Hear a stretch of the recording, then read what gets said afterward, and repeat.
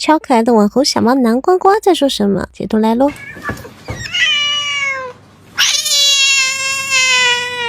开头这句意思是你要干什么？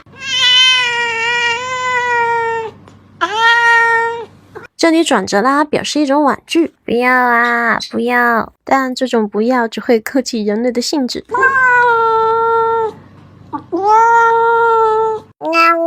救命！我不行了！他已经尽可能发了字正腔圆了。人的头抬起来了，猫以为人听懂了，猫赶紧喵了一下，试图召回人的神智。